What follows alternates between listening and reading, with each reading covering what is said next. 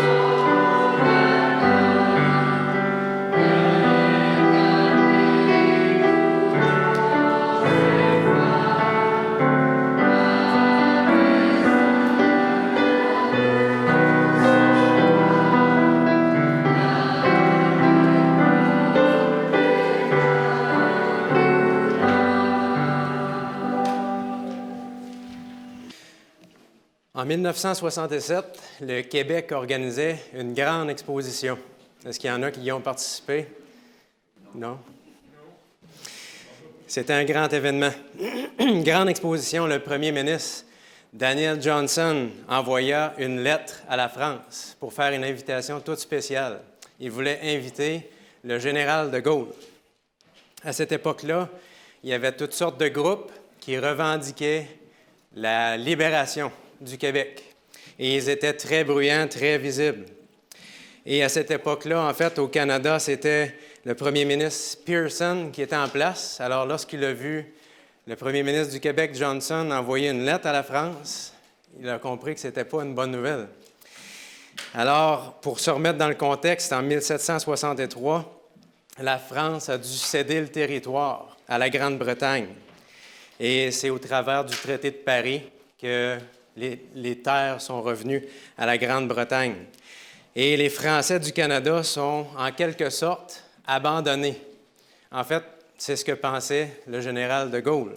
Abandonner les Français à quelque part ici au Canada. Il voyait donc le général de Gaulle dans cette opportunité de venir au Québec, de peut-être racheter cette lâcheté, cette défaite qu'il y a eu à l'époque. Et le général de Gaulle, pour lui, c'était interdit d'atterrir, d'arriver à Ottawa. Il fallait que ce soit au Québec. Alors, il va prendre le bateau, va remonter le Saint-Laurent il va arriver pour faire sa présence et les gens l'attendaient, à tout le moins au Québec, on peut dire d'une façon plutôt chaleureuse. Il désirait arriver et il a déclaré aussi qu'il voulait frapper fort. C'est de cette façon-là que le général de Gaulle arrivait. Et certains de ses discours ont été qualifiés comme provocateurs, alors qu'il encourageait les Québécois à prendre en main leur destinée. Alors que lui faisait référence à la libération de la France, qui à cette époque-là a eu lieu 33 ans auparavant, alors que les Français et les Alliés ont repoussé les forces allemandes lors de la Deuxième Guerre mondiale. Le général de Gaulle, du haut de l'Hôtel de Ville à Montréal, va dire quelques mots qui sont devenus célèbres jusqu'à aujourd'hui. « Vive le Québec libre ». Et il y a eu, à cette époque-là aussi, une ovation interminable. Les gens étaient remplis de joie d'entendre encore une fois que le Québec allait obtenir enfin sa liberté. Et au travers de la politique, on l'a vu, en fait, jusqu'à aujourd'hui, que les gens désirent un Québec libre. C'est tombé un peu, ça revient, c'est peut-être comme une mode, mais néanmoins, on peut dire que la liberté, c'est un thème, un sujet qui est encore très d'actualité. Tous désirent être libres. Mais libres de quoi? D'où vient ce désir de liberté dans le cœur de l'homme? Cette motivation de désirer la liberté, et d'autres vont dire la liberté ou la mort, comme dirait le patriote Patrick Henry durant la Révolution américaine. Et pour comprendre un peu la liberté, on peut regarder dans la parole de Dieu. Et la Bible nous donne une définition de ce qu'est réellement la liberté. Et on a intérêt à étudier et à bien comprendre ce que le Seigneur veut nous dire. Et afin d'expliquer cette notion, c'est le Seigneur Jésus lui-même qui nous explique ce qu'est la liberté. Et il va le faire d'une façon qui est la sienne, en utilisant les paraboles. Vous savez, ces histoires réelles, c'est de son époque, qui sont bien souvent symboliques, qui vont illustrer une vérité spirituelle. Et c'est ce que le Seigneur Jésus va faire dans l'Évangile selon Luc, au chapitre 15. Et Jésus a voulu enseigner ce qu'est vraiment la liberté. Et pour débuter, on va lire simplement les versets 1 et 2 de l'Évangile selon Luc, au chapitre 15. Il est écrit ceci. Tous les collecteurs d'impôts et les pécheurs s'approchaient de Jésus pour l'écouter. Mais les pharisiens et les spécialistes de la loi murmuraient, disant, « Cet homme accueille des pécheurs et mange avec eux. » Alors, dès le début, c'est intéressant de noter que les plus grands pécheurs du temps de Jésus étaient attirés vers Jésus. Ils étaient attirés vers lui parce qu'ils reconnaissaient que Jésus voyait tout en eux. Il n'avait rien à cacher. Jésus lisait les cœurs. Et il savait très bien qu'ils n'avaient rien à cacher, qu'ils étaient des pécheurs, et il voyait un espoir en s'approchant de Jésus. Il voyait une opportunité d'une vie nouvelle. Alors ça, c'est le premier groupe. Et de l'autre côté, on a un autre groupe que la parole de Dieu nous nomme les pharisiens et les scribes. Eux, c'est curieux, mais ils se considéraient comme saints, sans reproche. Et eux ne se sentaient pas à l'aise en présence de Jésus. À l'opposé des pécheurs et des publicains, eux, ils avaient des choses à cacher. Ils avaient des péchés qu'ils ne voulaient pas qu'ils soient dévoilés. Et c'est la raison pour laquelle ils se tenaient à distance. Mais aussi, les collecteurs d'impôts, les pécheurs s'approchaient et ils mangeaient avec Jésus. Et les autres qui restent à l'écart disent quoi? Si Jésus mange avec quelqu'un, c'est avec nous qu'il devrait manger, pas avec eux. Et si Jésus devait accepter une invitation, n'est-ce pas la nôtre, pas leur invitation? Ils restaient loin, se moquaient, ridiculisait ce qui se passait. Il mange avec des publicains et des pécheurs. Alors, c'est exactement dans ce contexte-là que Jésus vient introduire cette parabole au chapitre 15, qui est connue sur la parabole du Fils prodigue. Et c'est dans cette parabole-là que Jésus va nous enseigner plein de choses, mais je veux mettre le focus ce matin sur la liberté. La liberté au travers la parabole du Fils prodigue. On va lire les versets 11 à 13, toujours dans Luc 15. Luc 15, 11 à 13. Il dit encore, un homme avait 2 fils. Le plus jeune dit à son père, « Mon père, donne-moi la part de l'héritage qui doit me revenir. » Le père leur partagea alors ses biens. Peu de jours après, le jeune fils ramassa tout et partit pour un pays éloigné, où il gaspilla sa fortune en vivant dans la débauche. Alors immédiatement, on doit se poser la question à savoir, à quoi est-ce que pensait le fils? Pourquoi est-ce qu'il a eu cette idée, on peut dire, étonnante, de partir de chez lui? Qu'est-ce qui lui est passé par la tête? Il ne fait aucun doute que le fils s'est senti contraint par les lois du foyer. Comme on dit, parfois, il n'était plus capable. Il voulait être libre, il voulait avoir son indépendance. Il a reconnu que les lois de la maison, à tout moins c'est ce qu'il a perçu, les lois de la maison sont envahissantes. C'est les lois de son père. Il dit, je veux être indépendant, je veux faire ma propre vie. Et de plus, il pensait que d'attendre plus tard pour son héritage, c'était inacceptable. Il voulait avoir son héritage maintenant. Et non seulement maintenant son héritage, mais maintenant, c'est moi qui établis les règles, disait le fils prodigue à son père. Vous voyez avec quelle audace il venait auprès de son père. C'est moi qui mets les règles. Ma façon de voir la vie maintenant, dit le fils à son père, c'est le plaisir maintenant et loin d'ici.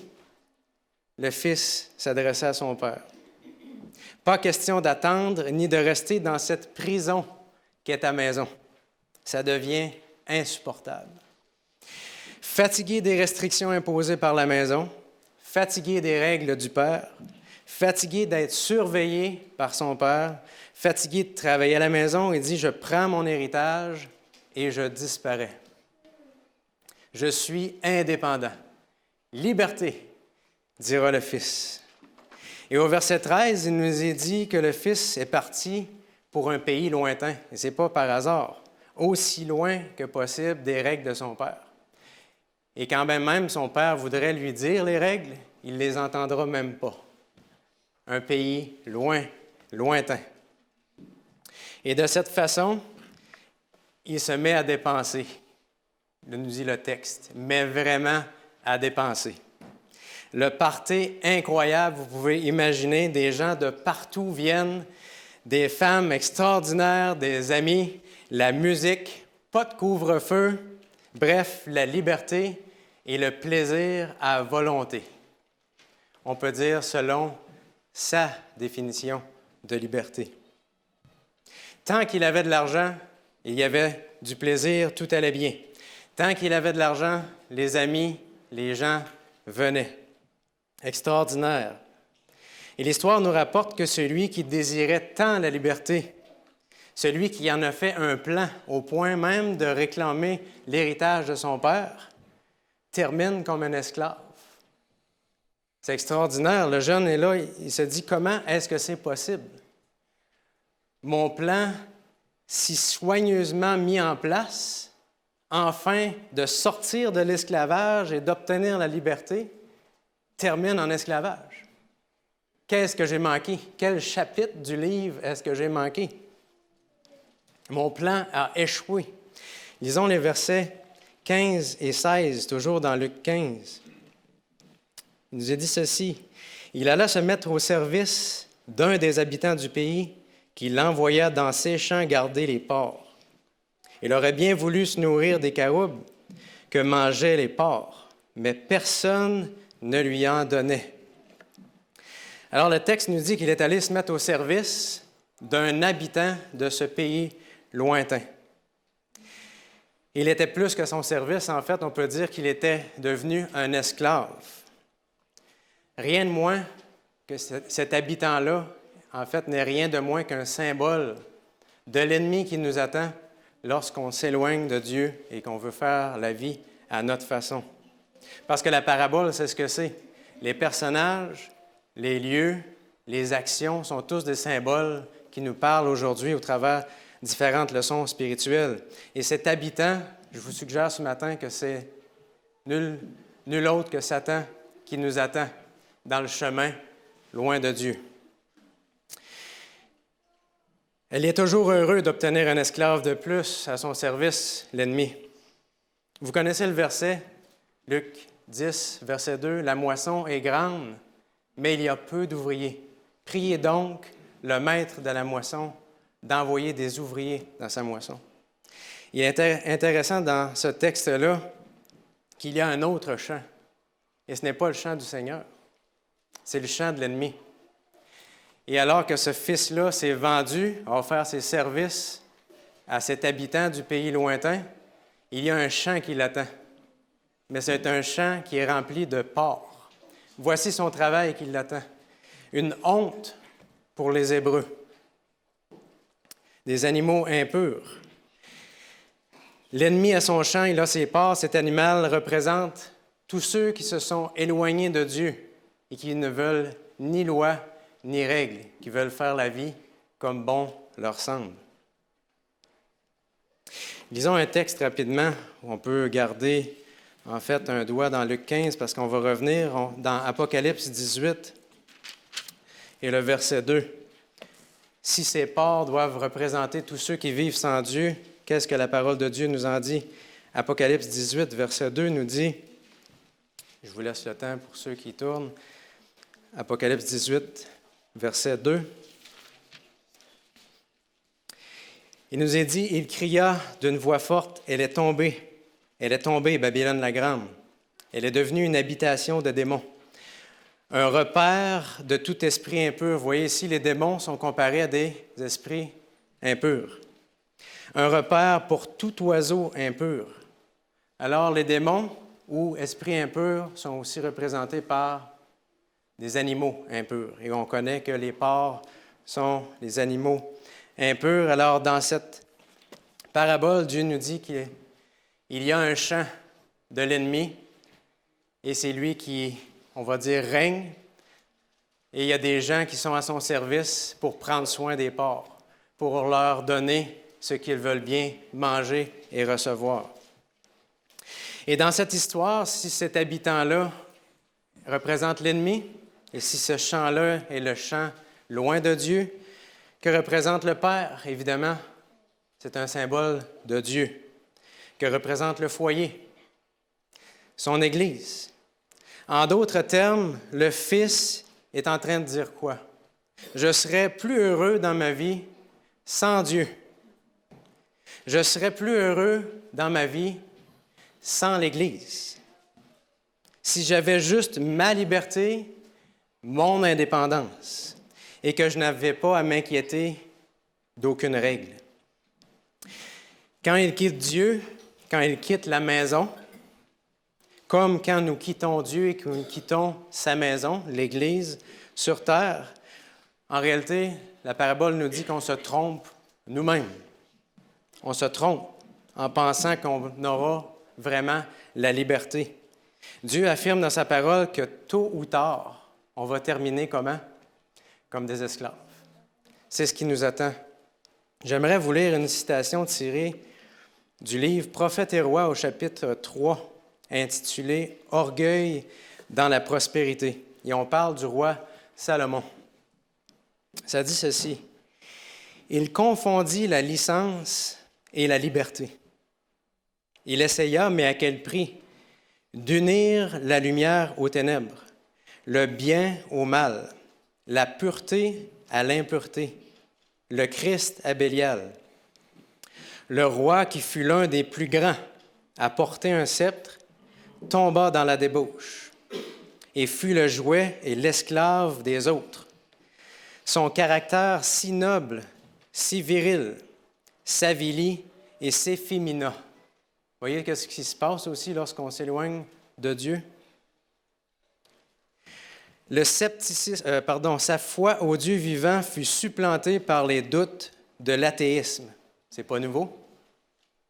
Le scepticisme assombrit son bonheur, affaiblit ses principes et dégrada sa vie. La justice et la générosité qui avaient caractérisé le début de son règne dégénérèrent en despotisme et en tyrannie. Salomon était devenu un tyran. Pauvre et frêle créature que nous sommes, le Seigneur ne peut pas faire grand-chose pour des hommes qui perdent le sentiment de leur dépendance à son égard. Voilà le danger, que nous perdions le sentiment de notre dépendance envers Dieu.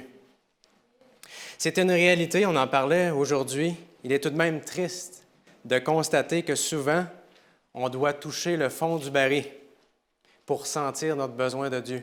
Je ne sais pas si ça a déjà été votre expérience ou l'expérience de gens dans votre entourage, mais c'est une réalité. Et ce n'est pas étonnant de constater que lorsqu'il y a des catastrophes naturelles, les églises se remplissent.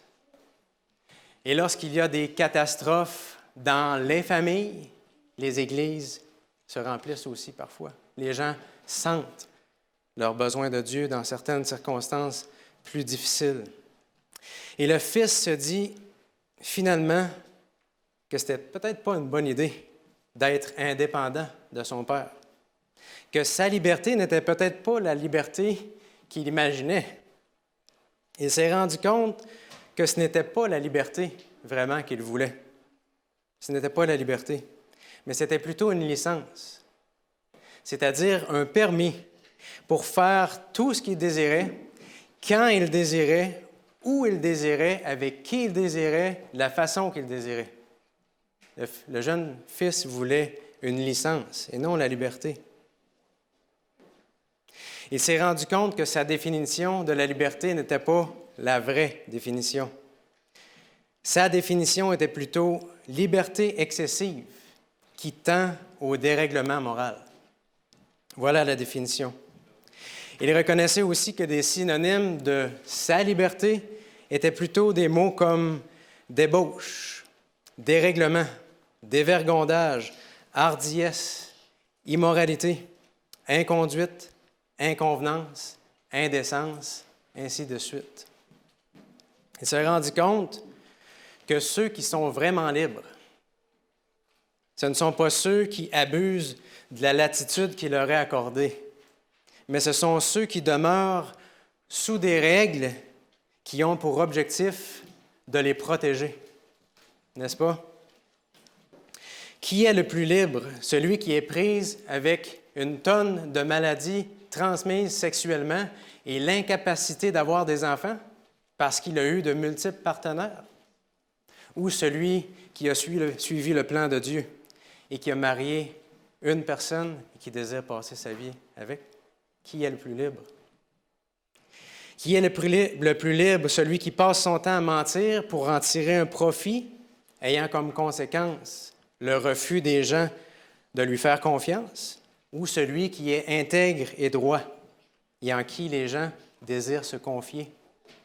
Qui est le plus libre? Qui est le plus libre? Celui qui vole son prochain et le gouvernement et qui s'en met plein les poches? Ou celui qui est honnête et qui a la paix d'esprit, la paix de l'esprit, la conscience tranquille, sachant qu'il est en règle avec les autres et qu'il est en règle aussi avec Dieu? Qui est le plus libre? On peut aussi remarquer dans l'histoire, dans la parabole, qu'il y avait une famine dans ce pays lointain. Le fils avait vraiment faim, car il était dans le besoin, et c'est la raison pour laquelle il est allé se vendre à cet habitant du pays lointain. Il aurait aimé la nourriture des porcs, nous dit le texte, mais impossible d'en avoir. Imaginez, même la nourriture des porcs, vous ne pouvez pas en avoir. Avez-vous remarqué dans le monde dans lequel on vit très souvent, chacun vit pour soi? On vit dans une société, une génération très individualiste, et je ne vous l'apprends pas, qui ne pense qu'au bonheur présent et qui en a de moins en moins à faire des autres et de leurs conditions difficiles. Et c'est ce qu'on voit dans le texte. Ici, ce jeune homme meurt de faim et tous sont indifférents. Personne ne vient lui offrir à manger. Personne. Ni le réconforter, ni l'encourager. Personne. C'est ce qui nous attend loin de Dieu, nous dit la parole de Dieu. Il se rendit compte que les règles de son père, les règlements de la maison, travaillent pour maintenir la vraie liberté. La liberté qui procure le vrai bonheur dans la vie en nous évitant de faire des mauvais choix. Et ces mauvais choix qui ont pour but de nous arracher notre liberté, finalement, et nous rendre esclaves. Je sais que la société nous dit que c'est tout le contraire, que lorsqu'on sert Dieu, on est esclave. Mais est-ce que c'est vraiment la vérité? Non seulement la parole de Dieu dit le contraire, mais les gens qui vivent sans Dieu peuvent l'expérimenter aussi, que c'est un mensonge. Comment voyons-nous les règles de la maison? Comment voyons-nous les règles de l'Église si la maison représente l'Église? Comment percevons-nous les conseils, par exemple, dans l'esprit de prophétie, lorsque cela implique, attention, notre assiette, notre garde-robe, le choix de notre conjoint, l'éducation de nos enfants, nos passe-temps, nos fréquentations, nos habitudes, notre langage, la gestion de notre porte-monnaie, la gestion de notre temps. Et vous savez, toutes ces autres facettes de la vie chrétienne pratique. Comment est-ce qu'on voit ces règles-là si elles font partie de la maison du Père? Est-ce qu'on le voit d'un bon œil? Ou, selon notre définition de la liberté, peut-être que ça devient vie personnelle. Parfois, on peut réagir de cette façon-là parce que le fils prodigue, c'est ce qu'il a fait. Il ne voulait pas avoir les règles de la maison qui lui disaient quoi faire. J'aimerais vous lire un autre passage tiré du livre « Messages choisis », volume 1, et c'est au chapitre 31, qui est intitulé « La loi dans l'Épître aux Galates ». Dans la loi des 10 commandements, il convient de voir non pas tant l'aspect prohibitif, mais plutôt l'aspect miséricordieux. Ces prohibitions garantissent sûrement le bonheur dans l'obéissance. Reçue en Christ, cette loi produit en nous la pureté de caractère qui fera notre allégresse pendant l'éternité. Nous contemplons en elle la bonté de Dieu qui, en révélant aux hommes les principes immuables de la justice, voudrait nous préserver des maux résultant de la transgression. De quelle façon est-ce qu'on voit Dieu et ses lois, sa maison et ses règles? Comme des bénédictions, sachant que Dieu veille à notre bonheur et veille sur notre liberté, ou comme des restrictions nous empêchant d'atteindre notre définition du vrai bonheur selon notre définition. J'aimerais maintenant tourner nos regards vers un autre personnage de l'histoire, et c'est le Père. Parce que je pense que pour qu'il y ait une transformation dans notre perception des lois de Dieu, de ses règles, il faut qu'on regarde à un endroit bien précis. Et le Fils décide de retourner chez son Père, car il reconnaît que son Père est bon. Et vous savez que c'est ce que nous dit la parole de Dieu. Et elle va plus loin en nous disant que ce sont les bontés de Dieu qui nous poussent à la repentance.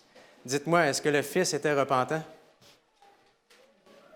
Parfois, on peut entendre des messages qui disent le contraire, mais je crois de tout mon cœur que ce Fils était repentant. Et la preuve, c'est que ce Fils-là était même en train de préparer, on a parlé de confession ce matin, l'histoire pour les enfants. Le Fils est en train de préparer sa confession. Il est en train de dire qu'est-ce qu'il allait dire au Père et qu'il était prêt d'être reçu comme un serviteur dans la maison de son Père. Il était prêt à confesser son péché. Et on va voir un peu plus cette notion de repentance aussi. On va lire un autre verset, au verset 20, toujours dans Luc 15. Il est dit, il se leva et alla vers son père. Alors qu'il était encore loin, son père le vit et fut rempli de compassion. Il courut se jeter à son cou et l'embrassa. Et on parle du père qui fait ces choses-là. Le fils est encore loin. Et qu'est-ce que le père fait? Premièrement, il reconnaît son fils. Malgré toutes les marques, on va dire, du péché, tout ce qui a pu détruire sa vie, alors qu'il a dilapidé cet héritage, le père reconnaît son fils. Première chose. Il semble que le père ne l'attendait pas les bras croisés pour lui taper sur la tête. On en a parlé aussi, j'ai aimé l'histoire ce matin. Non, on rencontre un père qui était quoi? Dans l'angoisse, depuis que son fils a franchi le seuil de la porte. Il était dans l'angoisse depuis le départ de son fils, et un père qui a souffert de l'absence de son fils pendant qu'il festoyait avec ses soi-disant amis. Et son père le voit, il est rempli de compassion, il court vers son fils, il se jette à son cou et il l'embrasse. Voyez-vous l'amour du père au travers ce simple verset-là pour son fils qui a gaspillé l'héritage et qui ne voulait même plus de son père? Voyez-vous l'amour de Dieu si ce père représente Dieu? Et le fils débute sa confession, mais il n'a même pas le temps de terminer, avez-vous remarqué? Parce qu'il devait dire qu'il voulait être reçu comme un serviteur. Et le père l'interrompt. « Oublie ça, mon fils. Tu ne rentreras pas chez toi comme un serviteur. Tu es mon fils et je te rétablis héritier comme ce que tu es mon fils. » Voilà de quelle façon le père reçoit son fils. Et une autre preuve, justement, alors qu'il fait sa confession, dans Proverbe 28, 13, ça nous est dit, « Celui qui cache ses transgressions ne prospère point, mais celui qui les avoue et les délaisse obtient miséricorde. » À qui est-ce que dans la parole de Dieu, Dieu pardonne? Est-ce qu'il pardonne à des pécheurs repentants ou à des pécheurs non repentants? Tout le monde connaît la réponse. La repentance est un don de Dieu qui est un critère, qui est un préalable, on va dire, pour ce pardon qui vient de Dieu. Et on voit très clairement dans cette histoire-là que le Père va revêtre le Fils d'habits. Il lui a, je n'ai pas dit dans le texte, mais on peut imaginer qu'il lui a ôté ses vêtements sales, comme on a dans d'autres textes, la parole de Dieu, et qu'il le revêt, ce qui est un symbole du pardon. Il reçoit la justice de Christ, le caractère parfait de Jésus sur lui. Alors forcément, ce Fils était repentant. Il a avoué ses transgressions, il les a délaissées. Il a fait un demi-tour, il est retourné vers la maison. Et le Père se hâte de vertir son Fils, non seulement pour lui redonner son statut, mais aussi peut-être pour se dépêcher, pour pas qu'il n'y ait des regards méprisants vers son Fils, qui a fait des choses abominables. Il se dépêche de couvrir son Fils. Rempli d'amour, ce Père envers son Fils. Il le protège malgré sa culpabilité, il le réconforte malgré son indignité, il le rétablit comme fils et héritier. Aucune réprimande dans le texte, avez-vous remarqué, ne lui est faite, et il n'est pas placé sous probation non plus. Le Père qui le surveille pour voir le moindre petite erreur qu'il va faire pour dire « dehors de la maison ». On ne parle pas de ça dans le texte. Il n'est pas mis sous probation. Le Fils vient de goûter à quoi? Il vient de goûter à l'amour inconditionnel de Dieu. Pour qui? Pour un pécheur repentant. J'aimerais vous lire une citation. J'ai cherché pendant un bout de temps une citation pour vous tourner les yeux vers l'amour de Dieu. Parce que je peux dire ce que je peux dire, ou ce que la Bible peut dire, ce que l'esprit de prophétie peut dire est limité, mais j'ai essayé de trouver quelque chose qui représente vraiment l'amour de Dieu, à tout le moins qui parlait à mon cœur. J'ai une première qui vient de Review and Herald, le 6 mai 1902, qui dit « Lorsque nous nous attardons au pied de la croix, nous avons une faible idée de l'amour divin. » Là, on est en train de regarder quelqu'un qui est mort à notre place, qui a pris la mort qu'on devait prendre, et on n'a qu'une faible idée de l'amour divin. Quel est cet amour? Cet amour ne consiste pas en ce que nous avons aimé Dieu, mais en ce qu'il nous a aimés et a envoyé son Fils comme victime expiatoire pour nos péchés. Mais en contemplant le Christ, nous ne faisons que rester au bord d'un amour incommensurable. Son amour est comme un immense océan, sans fond et sans limite. J'aime cette image. On ne parle pas d'un lac. On parle d'un immense océan sans fond et sans limite. Une image de l'amour de Dieu. Témoignage à l'Église, volume 2, ça dit ceci. Comparé à l'amour infini de Dieu, tout l'amour paternel que les hommes se sont manifestés de génération en génération, toutes les marques de tendresse qui ont fait vibrer leur âme, ne forment qu'un tout petit ruisseau devant un océan sans limite. La langue ne peut exprimer l'amour divin, ni la plume le décrire. Vous pouvez en faire le sujet de vos méditations tous les jours de votre vie. Vous pouvez sonder avec ardeur les Écritures. Vous pouvez faire appel à toutes les facultés que Dieu vous a données sans arriver à comprendre l'amour compatissant de notre Père céleste, qui livra son Fils à la mort pour le salut de l'humanité.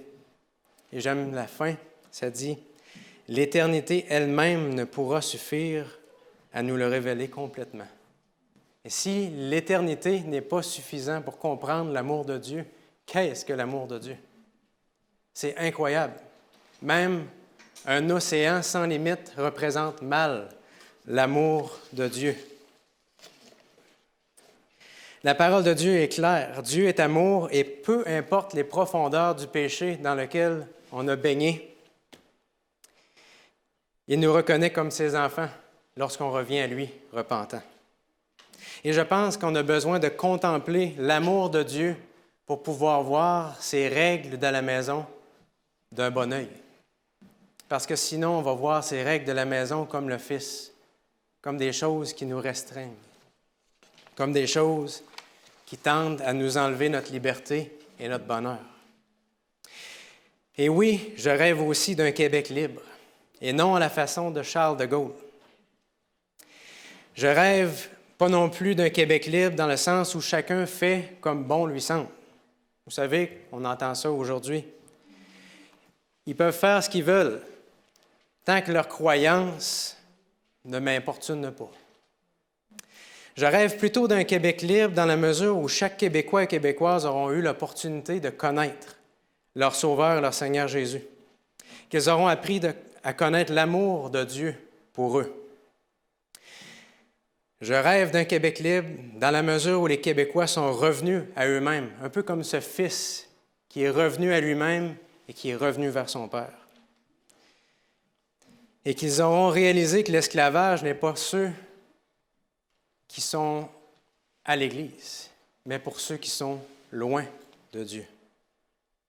Je rêve d'un Québec libre dans la mesure où les Québécois reconnaîtront que les commandements de Dieu et ses règles dans son Église ne sont pas une restriction, une entrave à leur bonheur, mais bien au contraire, qu'ils sont le fondement même du gouvernement de Dieu, visant justement à s'assurer de préserver la liberté et de préserver notre bonheur. Voilà quels sont les fondements du gouvernement de Dieu. Et je rêve d'un Québec libre, en terminant, dans la mesure où les Québécois et les Québécoises retrouveront la vraie liberté en Jésus. Car Jésus dit haut et fort encore aujourd'hui, devant le monde entier, vous connaîtrez la vérité et la vérité vous rendra libre. Amen. Si vous voulez vous lever, on va chanter le cantique numéro 60. Amen.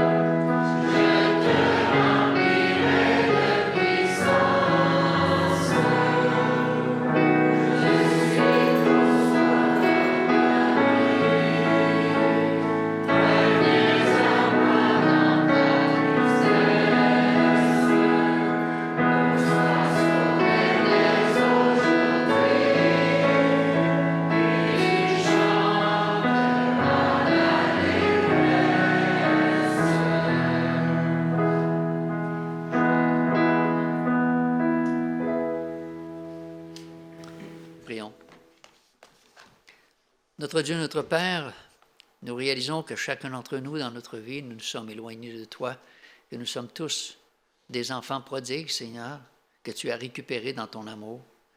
Et nous réalisons, Seigneur, que tous ces plaisirs de la terre, ces plaisirs d'un instant peuvent nous faire perdre la vie éternelle, d'un bonheur éternel et d'une joie éternelle. Seigneur, nous prions pour nos enfants afin qu'eux aussi puissent choisir de servir Dieu et non pas de s'affranchir de toutes les règles de leurs parents, de l'Église, de l'école, mais de faire leurs 4 volontés afin de goûter à cette espèce de bonheur éphémère qui les éloigne de toi et qui les rend terriblement malheureux. Seigneur, que ta bénédiction retombe sur chacun de nos foyers, afin que nos foyers soient des refuges, mais qu'on puisse aussi enseigner la parole de Dieu et l'amour de Dieu au travers de tout ce que nous faisons, et que tu puisses mettre une clôture de protection alentour de nos jeunes, afin que l'ennemi ne réussisse pas à les entraîner loin de toi. Seigneur, bénis-nous à cet instant, que la paix et la grâce de Christ nous accompagnent alors que nous allons sortir de ce lieu, et que tu bénisses, Seigneur, la semaine qui va venir bientôt. Au nom de Jésus, nous t'en prions. Amen.